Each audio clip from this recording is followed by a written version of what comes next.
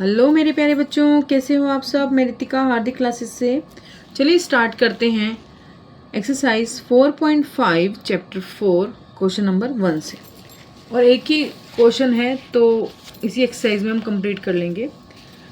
Simplify the following rational expression assuming that the expression in the denominator are not equal to 0।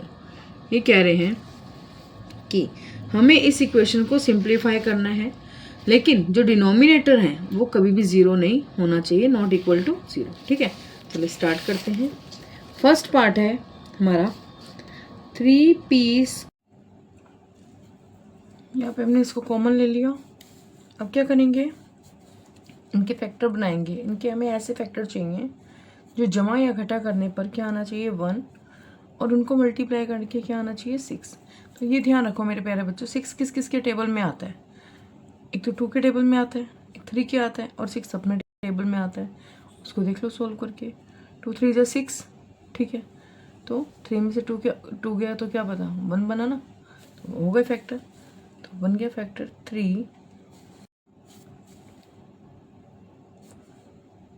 1p² minus 3pq plus 2pq minus 6q²।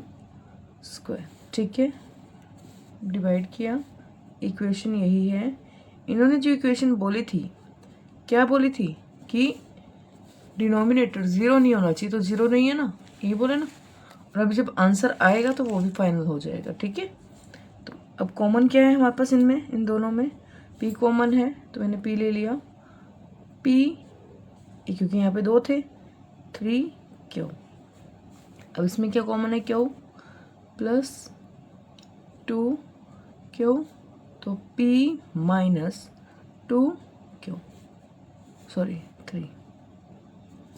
दोनों same हो गए, दोनों equation same है। अब इसके भी factor देख लेते हैं। p² प्लस 3p हो गए। ऐसे फैक्टर चाहिए जिनको मल्टीप्लाई करने पर 10 आए। तो हमें पता लग गया कौन से फैक्टर हो सकते हैं, वही 10 हमें ध्यान रखना है। 5 2 ज़ा 10, तो 5 में से 2 गया 3 आया। ठीक है, p² plus 5pq minus 3pq minus 10q²।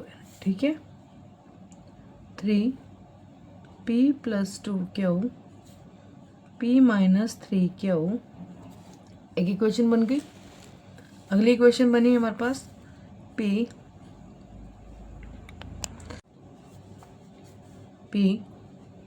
Plus 5q minus, यहाँ पे बेटा 2 आएगा क्योंकि 5 में से 2 माइनस करेंगे 3 आएगा।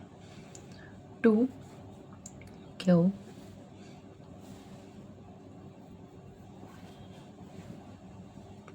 p minus minus plus 5q।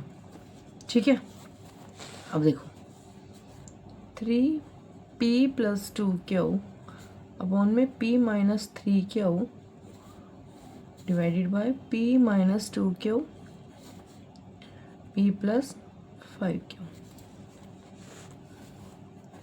Proof कर दिया। Proof that denominator is not, यही बोला था ना इन्होंने, यही बोला था ना, हो गया प्रूफ। बढ़ते हैं इसके सेकंड पार्ट पे। चलिए बच्चों स्टार्ट करते हैं इसका थर्ड पार्ट। ये इक्वेशन है, ठीक है, इक्वेशन हमें मिल गई। अब ये क्या कह रहे हैं कि हमें पता होना चाहिए कि ये आइडेंटिटी है किसकी। एग्जैक्टली जो आइडेंटिटी होती है वो लगेगी आपकी ये वाली, x³ plus y³ plus z³ minus 3xyz। But दीदी यहाँ तो प्लस का है। बिल्कुल बेटा प्लस का है, तो पहले हम फर्स्ट वाली आइडेंटिटी सॉल्व करते हैं। ठीक है, तो आइडेंटिटी क्या बनती है इसकी, आइडेंटिटी बनती है x plus y plus z x² plus y² plus z² plus 2xy y z z x. ठीक है, ये बनती है आइडेंटिटी। अब हमें पुट करनी है वैल्यू इसी के अकॉर्डिंग। तो एक्स वाई जेड क्या था, यहाँ पे क्यूब था, ये माइनस में आया, तो एक्स क्या है, डब्ल्यू cube plus minus v cube plus x cube plus 3w v x. ये आ गया हमारे पास इक्वेशन ना। अब इसको सॉल्व करते हैं, वैल्यू इसकी पुट करते हैं फॉर्मूले के बीच में। ठीक है, अब आइडेंटिटी क्या, इसके अकॉर्डिंग आइडेंटिटी क्या बनेगी, w minus v plus x डब्ल्यू square plus we square plus x square. अब देखो यहाँ पे ये माइनस का था, तो हम इसके अकॉर्डिंग लेंगे एक्स वाई यानी कि डब्ल्यू और वी, तो minus 2w we.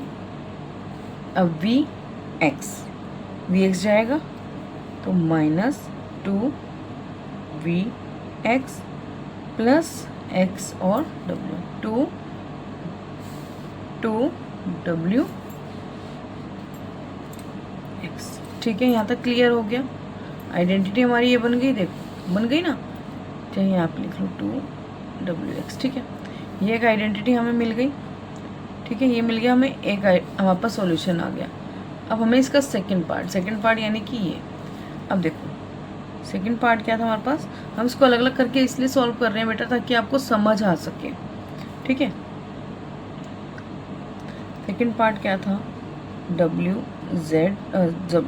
Square plus we square plus x square minus 2w minus 2v x plus 2w x.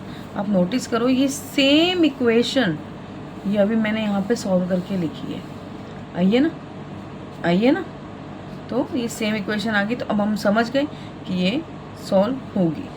ठीक है, अब ये जो इक्वेशन आई किससे आई, ये इक्वेशन है तो इसी का ही पार्ट। तो अब क्या करेंगे हम ये सेम इक्वेशन को हम लिख लेंगे W V plus X upon में W square plus we square plus x square minus 2w minus 2v N X plus 2w X divided bye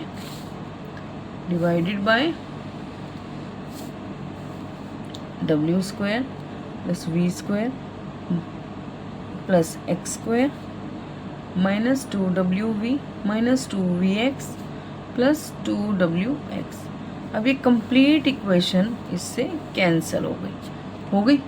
तो हमारे पास क्या बचा, हमारे पास बचा w minus v plus x, ये इसका आंसर होगा। ठीक है मेरे प्यारे बच्चों, समझ आ गया आपको। बढ़ते हैं इसके फोर्थ पार्ट पे,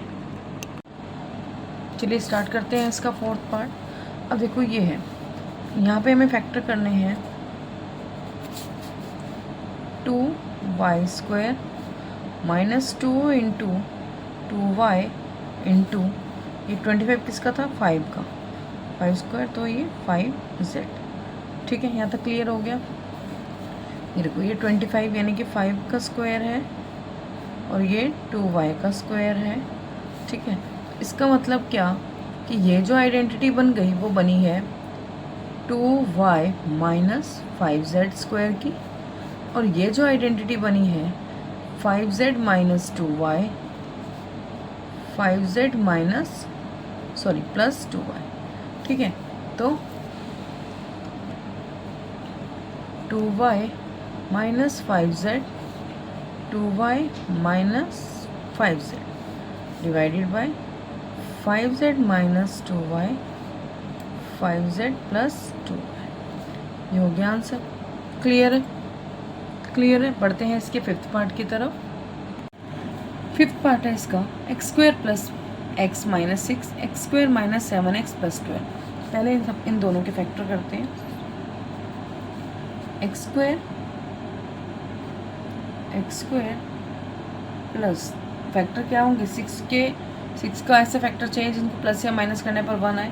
3x माइनस 2x माइनस 6 ये, और इसका 12 के ऐसे फैक्टर जो प्लस या माइनस करने पर 7 आए, तो 4 और 3 हो गया x square minus 4x minus 3x plus 12।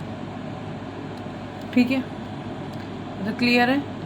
अब इनके फैक्टर करते हैं। 8 के ऐसे फैक्टर चाहिए जिनको प्लस या माइनस करने पर 6 आए, तो 4 और 2, 4x माइनस 2x प्लस 8 और x स्क्वायर माइनस 3 स्क्वायर हो गया। ठीक है, अब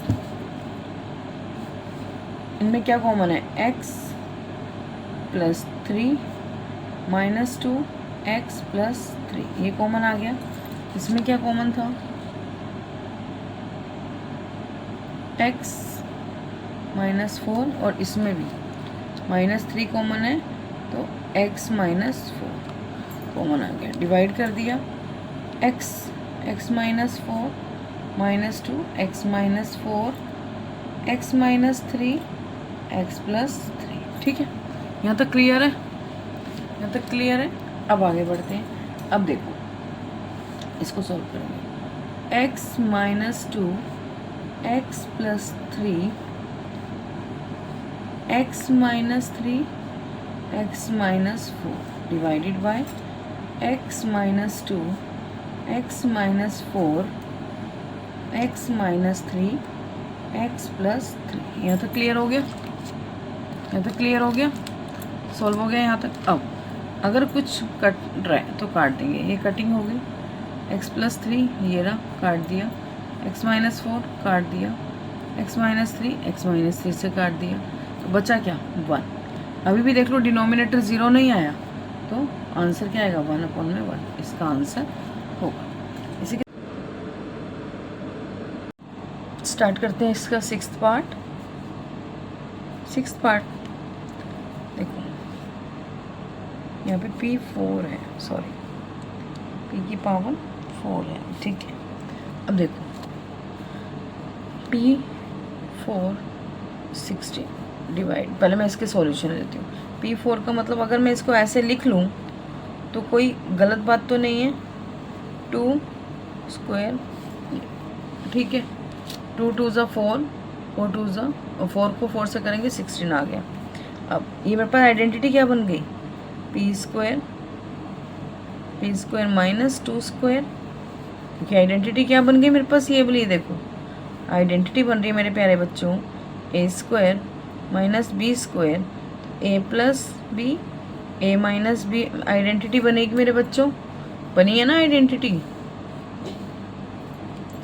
तो देखो पी स्क्वायर माइनस 2 स्क्वायर, अब और एक आएगा पी स्क्वायर प्लस 2 स्क्वायर। तो अभी भी देखो, अभी भी आइडेंटिटी और ओपन हो सकती है, एक्सपेंड हो सकती है। तो p minus 2 p plus 2 p square plus 2 square, ये एक इक्वेशन सॉल्व हो गई मेरे बच्चों। अब जो सेकंड पार्ट था, सेकंड पार्ट क्या था मेरे बच्चों, इसका p square minus 4p plus 4 था। ठीक है, ये सेकंड पार्ट था हमारे पास। ये फर्स्ट इक्वेशन हमारी सॉल्व हो गई है। अब इसके मुझे फैक्टर चाहिए, p square minus 2p minus 2p plus 4।